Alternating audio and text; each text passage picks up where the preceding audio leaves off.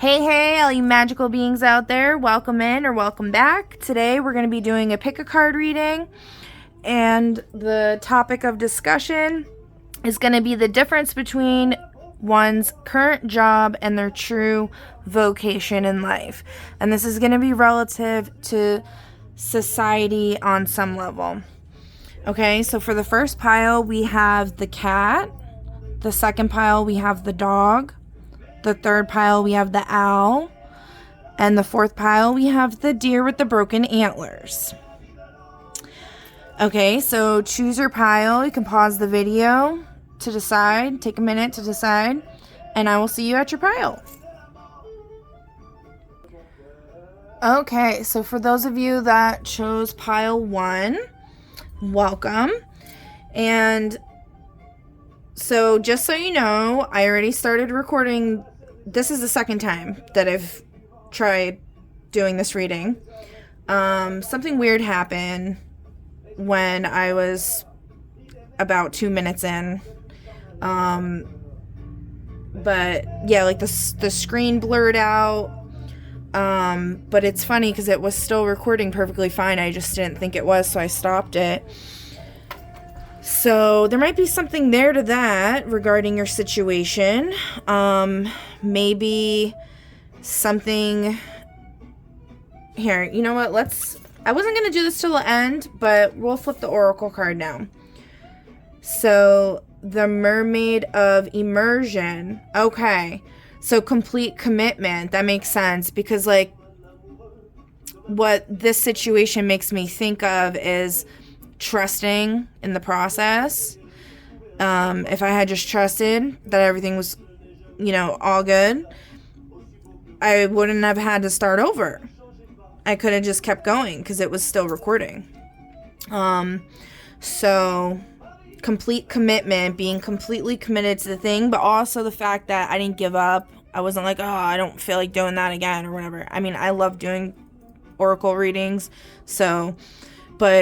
and I wasn't that far in, but that could be discouraging, okay? So I think that was trying to point out, something could be discouraging in relation to your true vocation. Maybe you've tried to commit to a certain career path and it didn't go well, and Spirit is trying to let you know, you need to be committed. Okay. So during that first reading, I asked Spirit how many vocations do they want, are you being called to fulfill? Okay. What options do you have? And we got number 1. So Spirit was being pretty direct with that. And then I shuffled the vocations deck and I ended up pulling Saint. So I started talking about how this could be, talking about a purification process, purifying your mind, your body, and your soul. And then I brought up the Wiccan Reed because I had just noticed the other day, I've had this deck for years, and I just noticed the other day that this says this on this. These words, the Wiccan Reed, fulfill, and ye harm none, do what ye will. So being pure in morals and your actions and all of that.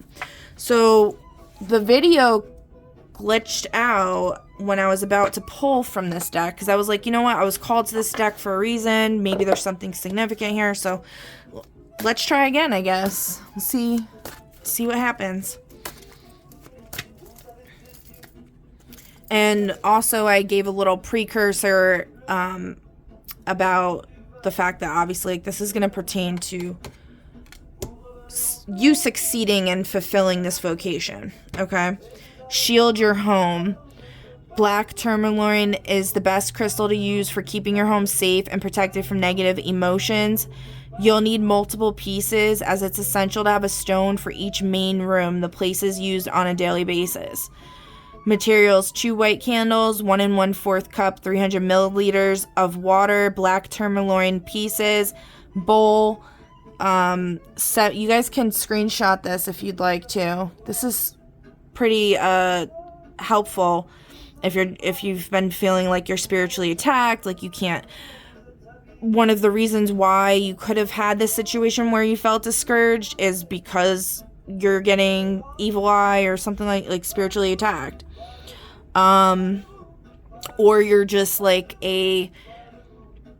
most spiritual people are very tapped into the energies around them, and there could be a lot of negative energies around you. So, let's see. Light the candles before pouring the water. Did I finish that? Bowl, 7 drops of witch hazel, and spray bottle. Okay. Light the candles before pouring the water into the bowl. For protection, add 7 drops of witch hazel and carefully submerge each piece of tourmaline in the water. Say the following incantation 7 times.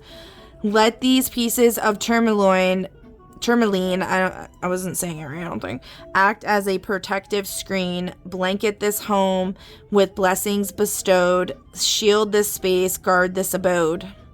Allow the candles to burn for an hour, then blow them out. Remove the stones from the bowl and let them dry. Transfer the water from the bowl into the spray bottle.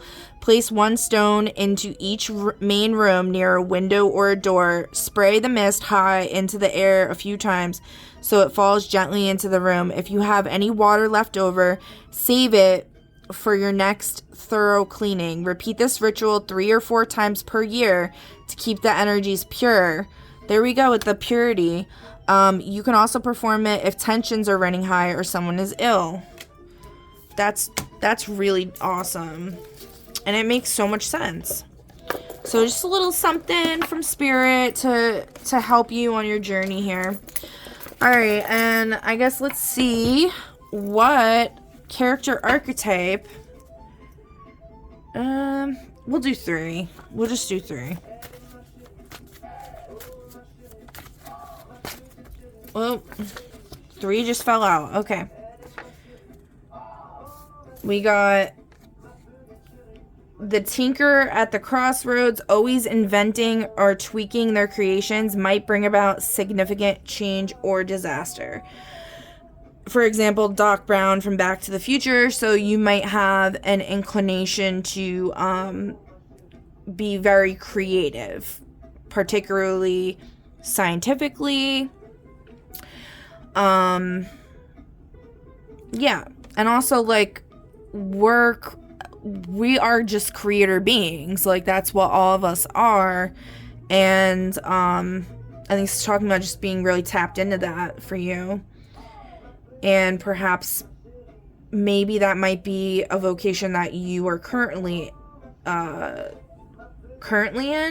and with science it can lead to a lot of ethical fallouts, not abnormalities, what am I saying? Ethical concerns. And then actually it's funny because the ethical mercenary is straight above it. Works for hire but has a personal code on what they will and won't do and who they'll work for. Geralt of Rivia from The Witcher. That's so funny. Okay. And then we have the orphan seeking kin, driven by a desire to find their true origins or family. Their journey intertwines with larger events. So I think by maybe like this is saying that you're looking for your soul family, or maybe even your biological family if you are an orphan. And this is saying, once you step into this purity mode, this Mother Teresa mode, all of this will pan out, and you're gonna find your spirit family, soul family, whatever. Okay. Okay, so next we're gonna see what events Spirit would like to inform you upon that are related to your true vocation, helping you to fulfill it in some way. 2 cards just fell out. Government files declassified and are true.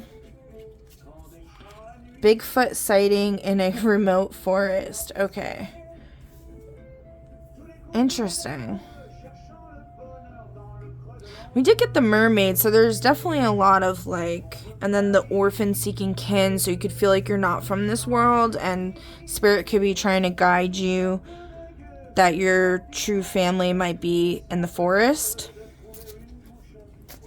and that Bigfoot could help you. Bigfoot, from what I understand, are interdimensional beings, and they open portals, and they could like basically run like the Flash kind of, or like, and they could teleport and all that. I like they move so fast it's like they're teleporting basically. I'm not really sure. This is just what I've heard that I felt was true. I haven't actually met a Bigfoot in my life. Not that I can remember, at least, you know. We all could have been MIB'd at some point. Men in Blacked. I don't know. I felt to draw one more major storm or hurricane. Okay, so there could be a major storm or hurricane that you could be involved in. That could also be something to do with the water element here. This major storm or hurricane could bring you closer to your kin, and it could provide you with opportunity to step into your role as being saintly by helping others that are in danger. Or even in the aftermath. Okay, and then we're just gonna see from the human design deck what channels or we'll see. Let's see. Cross of Endeavor. Okay. So complete commitment. That I feel like that's pretty in sync there. So we got starting, aspiration, trailblaze. And if you're in the not self, it'd be non-starter, apprehension, overeager. Okay. So just being like balanced about it, not putting too much into it. Like if you try to do something and you don't succeed at first, don't give up. In the Cross of Endeavor, we see the control of the 21st gate, the beginnings of the 53rd gate, the resources of the 48th gate, and the ambition of the 54th gate. Ambition, resource, beginnings, and control. A perfect combination for effective enterprising. Those with the Cross of Endeavor contain the impulse to take back control by creating work that they are in charge of. Endeavor is more than just taking on something new. It is a responsibility to carve a new path. So I'm getting like Aries energy, like leader energy here.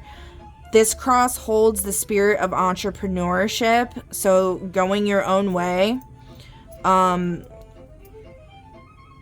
stepping into this role, this saintly role, and not, you know, not backing down from it. It is an action-oriented cross. Those on this cross, that's what I was saying with the Aries, with the Mars energy. It's an action-oriented cross. Those on this cross can pull from deep within them to find whatever resource is needed to drive their ventures. If someone with the Cross of Endeavor crosses your path, be aware that themes of entrepreneurship, work, resourcefulness, or anti-establishment may rise. Okay. Yeah. So I like that with the anti-establishment. That brings me back to ethical mercenary. So like works for hire, but has a personal code on what they will and won't do and who they'll work for. So being picky about who you work for is important. And it could be, you could actually be involved in some work with the government. And then, like I said, we were talking about maybe some in the forest. There could be something there. Let's see. Let's grab some places here. How many places?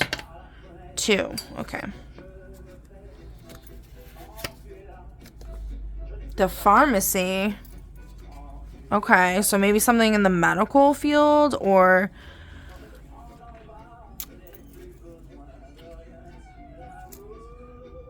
and then an estuary? I don't even know how to say that. An estuary. I honestly don't even know what that is. Is that like somewhere where they keep birds or something? No. An estuary. I've heard of it, and I know I wrote it, but like I don't remember. I don't remember what that means. I can't look anything up right now because my chillins took everything. But you could look that up, and I'm sure it will be relevant to you in some way. Okay. So I think that's pretty good. I think we got a good gauge on things. Hold on. You know what? To close this off, we'll draw some strategy to see what strategy you should take with this situation. With this going towards your true vocation.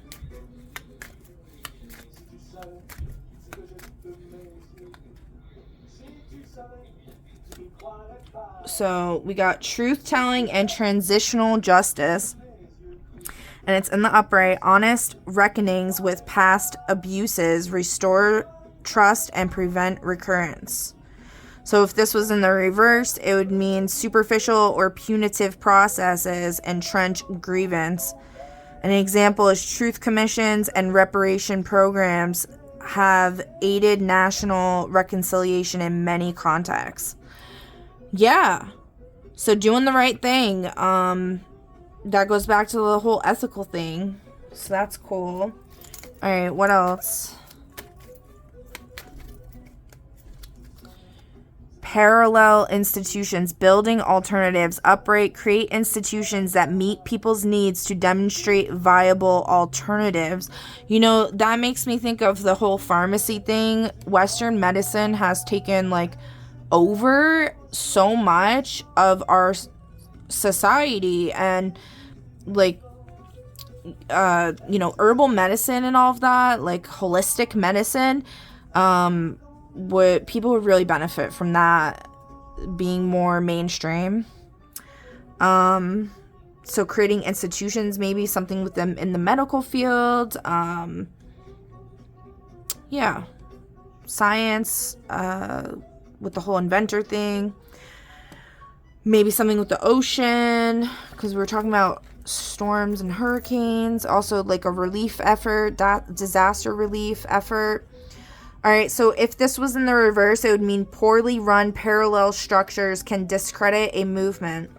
Example, opposition groups that ran community support networks in authoritarian contexts. Okay, so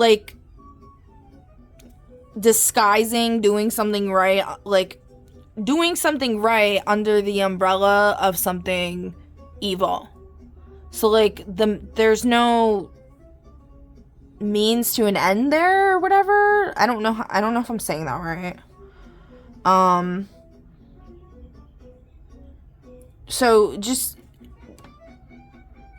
designing this institution that the overseers